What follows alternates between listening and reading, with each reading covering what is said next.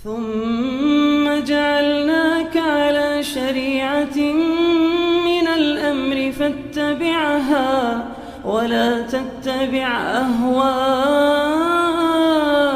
الذين لا يعلمون. Ustadz, bagaimana jika tidak ada air, tidak ada tanah? Ya, jika tidak ada air, jika tidak ada tanah. Ini pernah dialami oleh sebagian sahabat. Mereka bersafar suatu hari, dan ini dibawakan oleh Imam Bukhari dalam sahihnya. Ketika itu mereka berhenti, ternyata sudah masuk waktu salat subuh. Waktu itu belum ada ayat tayamum turun.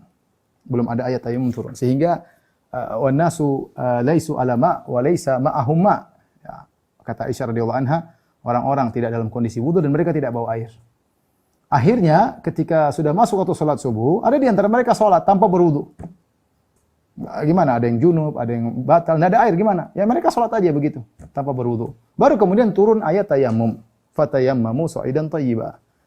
Nah, jadi maksud saya ketika itu mereka sempat sholat tanpa bersuci.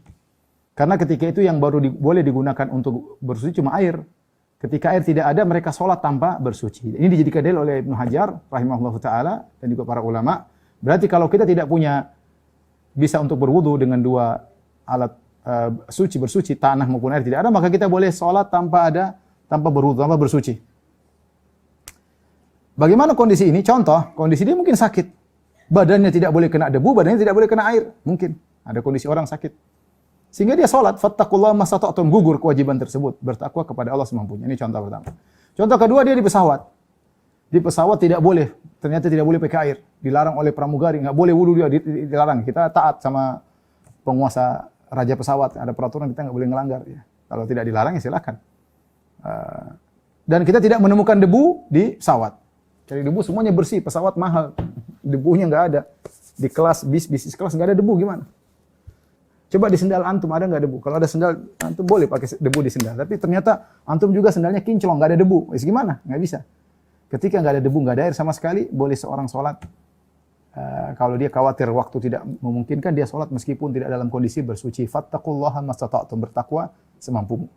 Contoh sekarang petugas kesehatan yang pakai ADP ya.